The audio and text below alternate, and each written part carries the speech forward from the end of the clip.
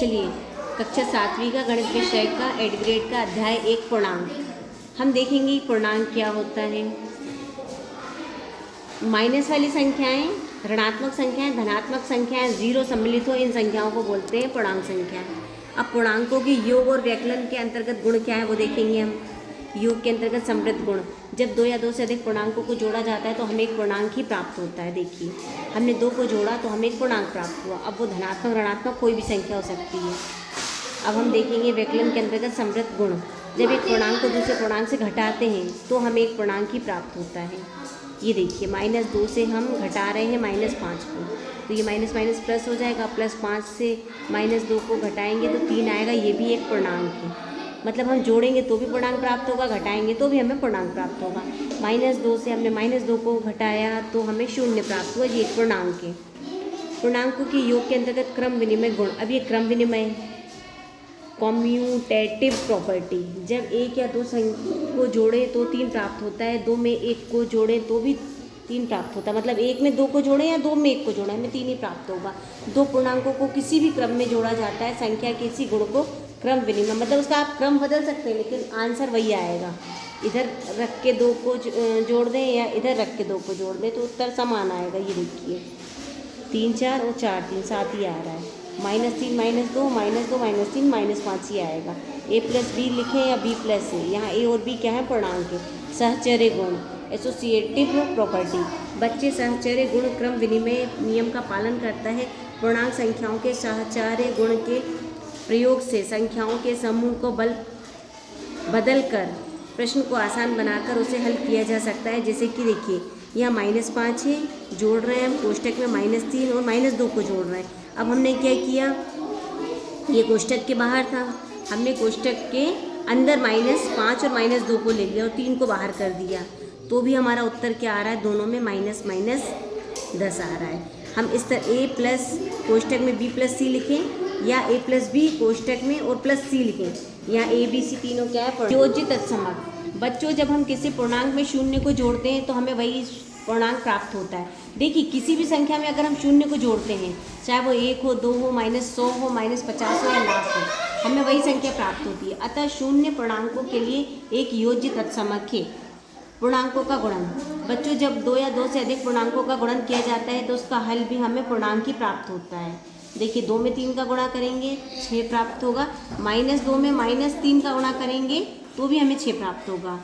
पूर्णांकों को चिन्ह के साथ ऋणात्मक एवं धनात्मक निम्न प्रकार समझाया जा सकता है। सबसे महत्वपूर्ण है, यदि हम प्लस को प्लस के साथ गुणा करते हैं, जैसे कि यहाँ प्लस की संख्या के साथ गुणी हुई तो प्लस का उत्तर आया। अगर माइनस की संख्या का माइनस की संख्या के साथ गुणा होता है तो धनात्मक संख्या प्राप्त होती है। हमें ये बहुत इंपॉर्टेंट है, इसको याद रखना है। और एक प्लस और एक माइनस का जब गुणा होता है तो माइनस आता है, जब एक माइनस और एक प्लस का गुणा होता है तो भी माइनस आता है। पूर्णांकों का विभाजन निम्न अनुसार समझा जा सकता है। जब हम प्लस की संख्या में भाग प्लस की संख्या का करते हैं तो हमें धनात्मक संख्या प्राप्त होती है। माइनस में भाग माइनस का करेंगे तो हमें धनात्मक संख्या प्राप्त होगी। जब एक प्लस में एक माइनस का भाग देंगे माइनस प्राप्त होगा। माइनस में जब प्लस का भाग देंगे तो भी हमें माइनस प्राप्त होगा। देखिए, जैसे कि यहाँ पे उदाहरण है, 8 में 4 का भाग दिया, धनात्मक आया। एक ये दोनों ऋणात्मक थे, उत्तर धनात्मक आया। ये धनात्मक ये ऋणात्मक था, उत्तर ऋणात्मक आया। ये ऋणात्मक और ये धनात्मक था, उत्तर हमारा ऋणात्मक आया। तो ये हमें याद रखना है। देखिए, -3 में से हम +3 को घटाएंगे तो -3 से हमने -3 से +3 को घटाया तो ये दोनों माइनस हो जाएंगे, माइनस का 6 आएगा। लेकिन -3 में अगर हम 3 को जोड़ेंगे -3 को तो माइनस का 6 आएगा, क्योंकि सेम चिन्ह आएंगे। एक पूर्णांक में से अन्य पूर्णांकों को घटाने के लिए घटाए जाने वाले पूर्णांकों के योज्य प्रतिलोम को दूसरे पूर्णांक में जोड़ दिया जाता है। उदाहरण के लिए -10 में से -4 को घटाएंगे। ये देखिए, -10 घटा रहे हैं किसको, -4, तो ये घटाने का चिन्ह और ये -4, ये माइनस मिलके यहाँ क्या हो जाएगा, प्लस। तो हम -10 से जब -4 को घटाएंगे तो उत्तर आएगा हमारा -6, क्योंकि यहाँ बीच में प्लस हो गया। तो एक माइनस का और एक प्लस का, तो हम क्या करेंगे, घटाएंगे। चिन्ह किसका आएगा, बड़े का आएगा। अब देखिए, -15 में से हमें घटाना है -18, तो क्या होगा, देखिए -15, ये माइनस प्लस हो जाएगा 18। अब हम 18 से 15 को घटाएंगे तो क्या आएगा, 3। ये प्लस का आएगा या माइनस का, क्योंकि बड़ी संख्या धनात्मक है तो उत्तर धनात्मक आएगा। 35 से हमें घटाना है -20 को। तो ये माइनस मिलके प्लस का चिन्ह आ जाएगा। अब 35 और धनात्मक चिन्ह आ गया 20, 35 में 20 जोड़ेंगे तो 55 आएगा उत्तर हमारा धनात्मक। जब -25 से घटाएंगे 13 को तो माइनस का 25, और यहाँ बीच में प्लस था और ये माइनस, तो माइनस का ही चिन्ह आएगा। तो -25 से घटाएंगे 13 को तो माइनस ही संख्या आपस में जुड़ जाती हैं, तो ये 25 और 13 मिलके हो जाएंगी ऋणात्मक 38। अब हम देखते हैं पहला प्रश्न। दिए गए पूर्णांकों में सबसे छोटा पूर्णांक क्या है, तो -2। पूर्णांकों के लिए योज्य तत्समक कौन सा है, तो 0। ए में हम भाग देंगे -1 का तो उत्तर आएगा -a। -16 कोष्टक 6 धन कोष्टक में -2 का मान क्या होगा, तो ये प्लस माइनस होगा। 6 में से 2 घटाएंगे तो 3 आएगा, 3 का 6 4 आएगा, 6 से 2 घटाएंगे 4 आएगा, 4 का 16 में भाग देंगे तो 4 आएगा, लेकिन माइनस की संख्या थी तो माइनस का उत्तर आएगा -4। श्रीनगर का तापमान -3 डिग्री सेंटीग्रेड था और मंगलवार को तापमान 3 डिग्री सेंटीग्रेड और कम हो गया, तो मंगलवार को श्रीनगर का तापमान क्या होगा, तो 0 डिग्री सेंटीग्रेड। अगला प्रश्न है, एक ऐसा पूर्णांक योग में लिखिए जिनका योग -3 है, तो -5 और हम 2 लेंगे। युग्म बोला है, योग मतलब जोड़ेंगे, तो -5 में 2 को जोड़ेंगे तो -5 से 2 घटाएंगे। क्यों घटाएंगे, क्योंकि एक माइनस का एक प्लस का आता है तो घटाते हैं, तो 3 आएगा, लेकिन बड़ी संख्या माइनस की थी तो उत्तर आएगा -3। हम ऐसे पूर्णांक देखते हैं, -4 1 भी ले सकते हैं, -5 और 2 भी लिख सकते हैं, -6 और 3 भी ले सकते हैं। अगला प्रश्न है, एक ऋणात्मक पूर्णांक और एक धनात्मक पूर्णांक लिखिए जिनका अंतर -8 है, तो -5 और 3 को जब हम अंतर मतलब घटाएंगे तो -8 आएगा उत्तर। हम ऋणात्मक पूर्णांक और एक धनात्मक पूर्णांक लिखिए जिनका अंतर -8 है, -5 और 3 हम जब दोनों का अंतर करेंगे तो -8 आएगा। हम उदाहरण में -1 और 7 भी ले सकते हैं, -2 और 6 भी ले सकते हैं, -3 और 5 भी ले सकते हैं। अगर हम इसको घटाएंगे तो उत्तर हमारा यही आएगा। अगला प्रश्न, पूर्णांकों का एक ऐसा युग्म लिखिए जिसका योग 0 और अंतर 10 हो। योग 0 मतलब 5 से अगर हम -5 क्या लिखा, योग 0 मतलब हम यहाँ माइनस का 5 लेंगे और यहाँ 5, तो 5 से 5 घटाएंगे तो 0 आएगा। यहाँ माइनस योग करना है। और अंतर अगर हम -5 से -5 को घटाएंगे तो माइनस का क्या आ जाएगा, यहाँ घटाने की बात हो रही है ना, हाँ, तो यहाँ पे क्या आ जाएगा, 10 आएगा। मान ज्ञात कीजिए, हमें इसका गुणा करना है, तो जैसे हम गुणा करते हैं सेम वैसे ही गुणा करना है, सिर्फ चिन्ह हमारा उत्तर में माइनस का आएगा। हमने गुणा किया तो माइनस का 504 आया। x के लिए -1 x किसके समान है, तो ऋणात्मक पूर्णांक जब x का गुणा -1 में करेंगे तो उत्तर आएगा -x।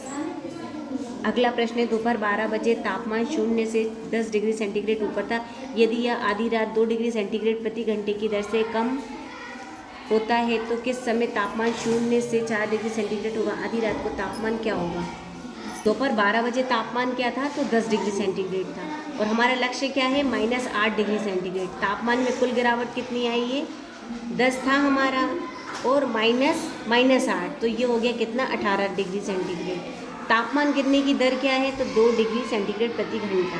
तापमान गिरने में लगा समय कितना है, तो 18 घंटे लगा था, और हर 2 घंटे में कम हो रहा था, तो हम 2 से भाग देंगे तो 9 घंटे। तापमान -8 डिग्री सेंटीग्रेड होगा कब, दोपहर 12 बजे में हम 9 जोड़ देंगे। 9 क्यों जोड़ा हमने, क्योंकि समय हमारा 9 घंटे लगा था, तो 12 और 9 कितने हो गए, रात के 9 बज जाएंगे। अब हम 12 से 12 मतलब दिन के 12 से रात के 12, आधी रात को तापमान में कुल गिरावट 12 गुणा 2 मतलब 24 डिग्री सेंटीग्रेड। आधी रात को तापमान कितना होगा, तो हमने 10 से 24 घटाया तो -14 डिग्री, मतलब आधी रात को तापमान था -14 डिग्री सेंटीग्रेड। पूर्णांक लिखिए जो -3 से छोटे हों और जिनका अंतर -3 से अधिक हो।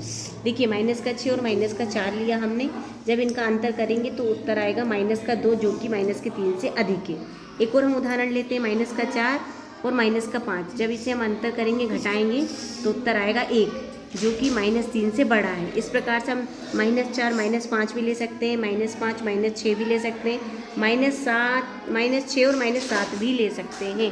15 प्रश्न वाले एक कक्षा टेस्ट में प्रत्येक सही उत्तर के लिए 4 अंक दिए गए हैं। प्रत्येक गलत उत्तर के लिए -2 अंक दिए जाते हैं। ये हमारा प्रश्न है जिसमें गुरुप्रीत सभी प्रश्नों को हल करती है, परंतु उसके उत्तरों में से केवल 9 सही है। उसके कुल कितने अंक प्राप्त किए? हम आपका हल देखेंगे। सही उत्तरों की संख्या कितनी थी उनकी? 9 थी। प्रत्येक सही उत्तर के लिए कितने अंक मिल रहे थे? तो 4 अंक मिल रहे थे। ये लिखा है ना, 4 अंक।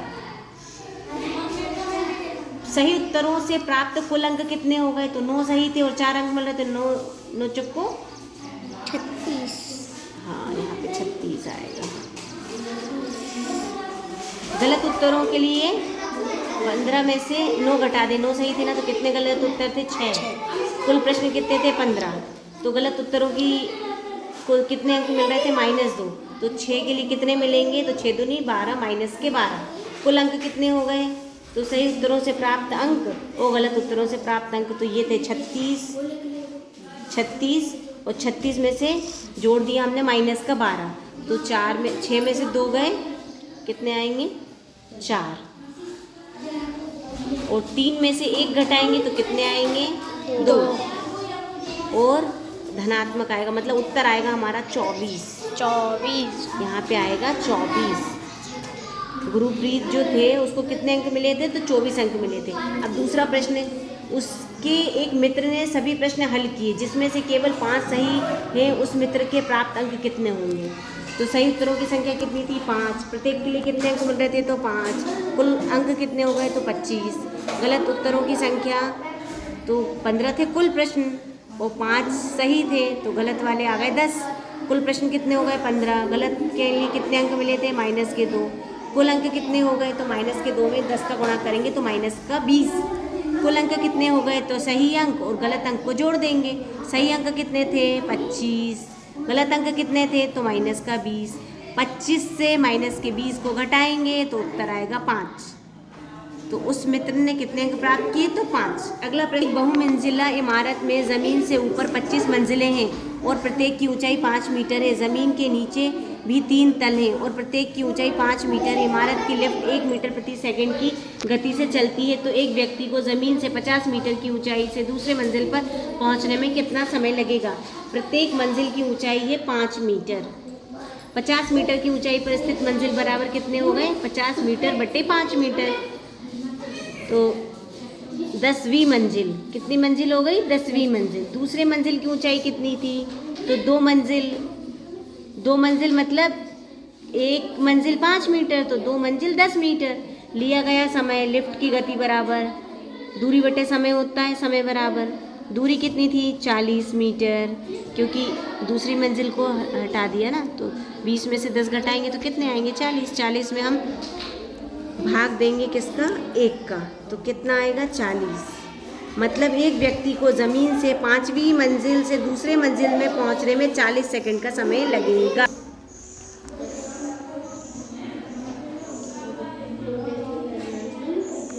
ध्यान से देखिए, ठीक है? पैटर्न देखिए और उसे आगे बढ़ाइए। देखिए पैटर्न, -5 में 5 का गुणा करेंगे तो 25 आएगा माइनस का उत्तर। -5 में 4 का गुणा करेंगे तो क्या आएगा? 5 को 20 माइनस का 20। तो इसे हम क्या लिख सकते हैं? यहाँ लिखा था माइनस का 25, सब में 25 आना, 5 आना चाहिए, तो 25 + 5। इसके बाद ये 5 4 3, अब 3 का गुणा किया तो -का 15, तो इसे हम लिख सकते हैं -20 + 5, 15 आ जाएगा माइनस का। फिर 2 का गुणा करेंगे तो -का 10, इसे लिख सकते हैं -का 15 + 5, -का 10 आ जाएगा। फिर -5 में 1 का गुणा करेंगे तो -का 5। अब हम इसे क्या लिख सकते हैं? -का 5 कैसे आएगा? -10 से 5 में जोड़ेंगे तो -का 5 आएगा। अब 0 का गुणा करेंगे तो -का 5 और +का 5 0। -5 में -1 का गुणा करेंगे, देखिए ये प्लस वाली संख्या थी 5 4 3 2 1 0, अब माइनस वाली संख्या आएंगी तो ये माइनस प्लस हो जाएगा, +का 5, तो +के 5 के लिए हम 0 + 5 लिख सकते हैं। -के 2 का गुणा करेंगे तो धनात्मक 10, तो 5 और 5 10, -5 -3 का गुणा करेंगे तो 15 धनात्मक, तो 10 और 5 15। इस प्रकार से हम पैटर्न को आगे बढ़ाएंगे।